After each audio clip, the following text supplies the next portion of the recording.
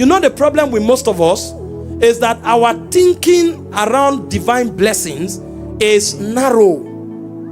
Unless an anointed person lay hands on me, prophesy over me, I won't be blessed. Listen, you may not have to need an anointed man to pray for you to prosper. There are too many channels in this kingdom. Kingdom service is one of it. Some people went for mission. They started looking for men and women to date. They are not bad people. It's hazard. Loneliness entered the soul. So they wanted to embrace the opposite sex. They didn't know. Their head, something is telling them, you want to fall? You want to fall? And they still went. So we'll show you structures of dealing with hazards of missions. But what are the blessings of missions? Number one, divine backing. When you are sent, one thing you have a guarantee for is that God won't leave you. He said in Mark 16:17, he said, go, these signs follow them that believe. In fact, verse 15, it says to go and preach the gospel in all nations. Then verse 17 said, these signs will follow you. Then verse 20 said, and the Lord walking with them. And the Lord walking with them. In Matthew 28, verse 18, 19, all power in heaven and on earth is given to me. Go into all the world, disciple all nations. Verse 20, it said, lo, I will be with you always. One of the biggest blessings of a sent man is that God is always with him. Being sent guarantees divine presence. That's why you see many things happen around us in the mission field that we know we don't even have faith for. It's because God is with you. So if you are sent, you are guaranteed of divine presence. And if God is with you, the Bible says, who can be against you? So when we encourage people to go into missions, we are also opening them up to possibilities. One of it is God's presence. Look at the children of Israel. When God went with them, the Bible said he rebuked even kings for their sakes. Touch not my anointed, do my prophets no harm. He said their shoe grew with them, their clothes didn't grow weary. He fed them with manna, angels' bread. When they needed water, the rock brought water for them. That presence will guarantee preservation. Most of us are saying, God, where are you? Where are you? It's because we are not committed to the assignment. Those of us who are in the mission field, when we lift our voice, heaven hears. When we make requests, there is answer. Because we are guaranteed. Not just because the Bible said the Holy Ghost will be in us and with us. Experientially, we see God every day. Number two, authority. When you are sent with authority. I know I carry it because I'm sent. There was a time when I needed a feeling to feel powerful. I outgrew it. The moment he sent me, he wielded authority into that errand. The message carries it. Go! That's all. I carried authority. Luke 10:19. When he sent them, he said, cast out devils, tread upon serpents and scorpions, lay hands on the sick, raise the dead. The sent man is sent with authority. In Luke 24:49, it says, wait until you are endued with power. You can't be sent and not have authority. See, when I went to Canada on Wednesday, that was like the worst journey of my life. I was supposed to fly to London 6 hours, 30 minutes thereabout, 2 hours layover, and then fly to Montreal, which is about 7 hours or 6 hours, 30 minutes. So the whole journey was supposed to be like 17 hours. I got to London, checked into my flight after 2 hours. We sat in the plane for 4 hours, 30 minutes. The flight that was to take off by 6:20, almost 11 p.m. we were still there. They now announced and told us, sorry, the flight can't go. Operational reasons and weather. And disembarked us. And gave us a link. Download 15 pounds and buy biscuit and eat. Get a hotel. And later, they say later they will give you liability claim of 200 pounds. This is almost 12 now. No, I came down, I called my people, they got me a hotel, picked me up, I went there. As I was going, they now rescheduled me because according to them, they wanted me to catch my schedule for Canada the next day. They now rescheduled me and routed me through Amsterdam. My flight was for 8:20. It's an international flight. I had to be at the airport by 6. So I got to the hotel by 2 a.m. I looked for something to eat. I woke up 5 and got to the airport. My flight from Amsterdam, I landed Amsterdam 10:20. My flight from Amsterdam was for 3:40. So I sat down for 5 hours before boarding 7 hours flight to arrive where I was going. Meanwhile, they are 5 hours behind us. So I had to preach that evening. A 16 hours journey became 41 hours. And I preached 2 days. In order to be in this service, I had to fly through Morocco. So I left Saturday to Casablanca. I left Casablanca 12 midnight yesterday to arrive 5 a.m. today. I'm talking to you now. It's not a joke, sir. The thing comes with a lot of demand.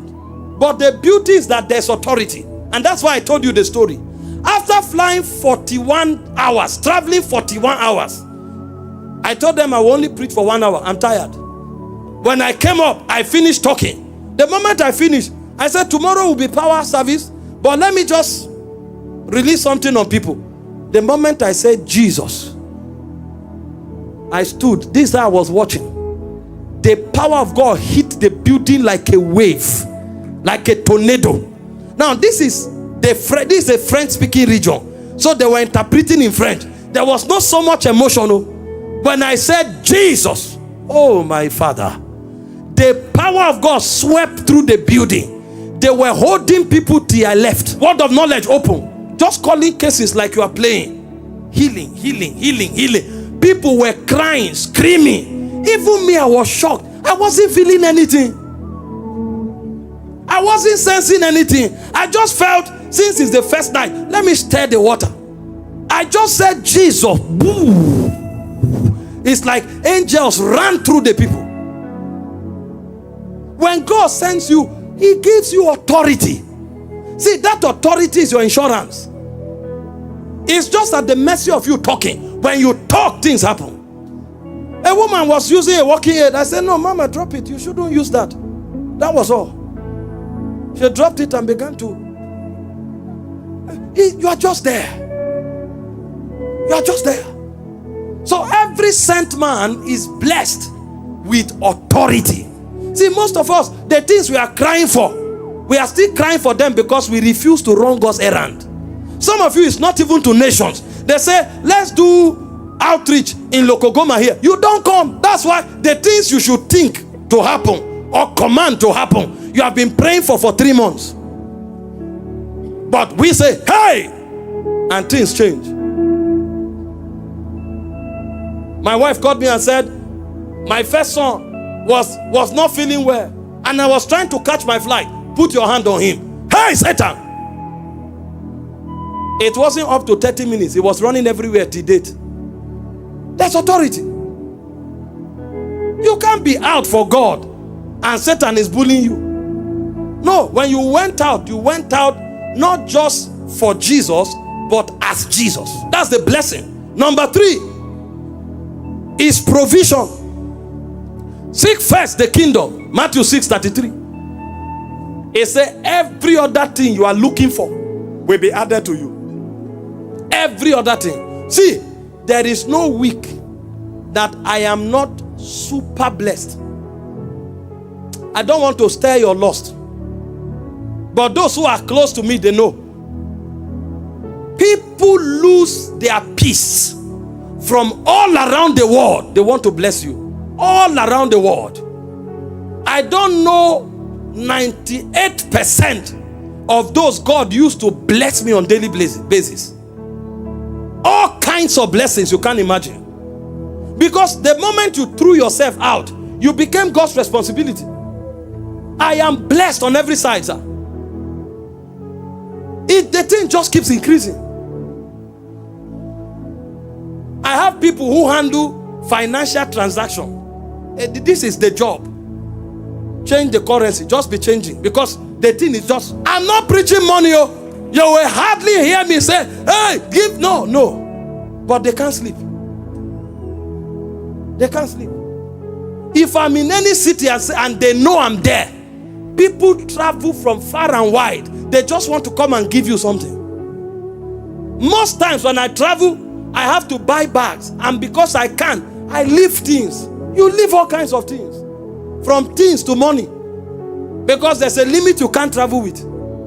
I don't have time to start explaining myself with immigration. You are blessed. I'm telling you, you are blessed. When you are sent, you are blessed. What others are begging for, they come to you naturally. You are blessed. And then, not to talk of the basic ones, you don't even need to buy them. There are people that have made it their calling to supply those. They just supply it. They just supply it. But it's because you are attending to the assignment. And you don't have to go from nation to nation. You are part of a family. They say we are winning souls. You are not involved. So you are not walking among the sent.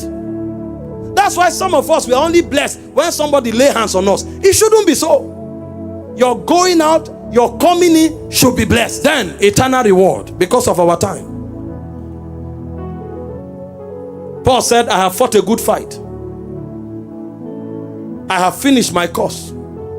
There remaineth for me a crown of righteousness. And he says, it's not only for me, it's also for everyone that loves the appearing of Jesus. There's a crown. What we are doing here, God won't forget it. 1 Timothy 4:7-8. God won't forget it. He said, God is not unfaithful to forget your labor of love that you bestowed upon the saints. You know, the problem with most of us is that our thinking around divine blessings is narrow. Unless an anointed person lay hands on me, prophesy over me, I won't be blessed. Listen, you may not have to need an anointed man to pray for you to prosper. There are too many channels in this kingdom. Kingdom service is one of it. If you are committed to kingdom, you will be shocked. You will be so blessed that you will even think having somebody lay hands on you in itself is a scam. Not because it is so, but God will be doing so much why you have no need of seeing anybody. Because there are many channels. But the problem of the Christian is that, hey, this anointed apostle, this anointed prophet must lay hands on me first. Some people will hear you teach heaven and earth. Guess what their prayer is? The day I will meet you. You don't need to meet me. The truth I'm showing you is more powerful than me 1,000 times. But they are not committed. You can wield authority. You can have divine backing. You can have provision and abundance. And you can be sure of reward in eternity. You don't have to go to Jesus hoping that you'll be rewarded. Like Paul, you can say with authority, there's a reward for me. Because you know the rudiments. You know the prerequisite. And it's to serve. Tonight, there is a summon. I told you, many are called. And you are part of the many. But whether you be sent or not, there are requirements. If you will commit yourself and your heart tonight and say, Lord, somebody told me, Catherine Kuhlman said, Lord, I have nothing. If you can use nothing, use me. I may not have the best of lingo. I may not be the most charismatic. I may not even feel worthy. But if you feel you can use somebody like me, if you feel you can send somebody like me, I am ready.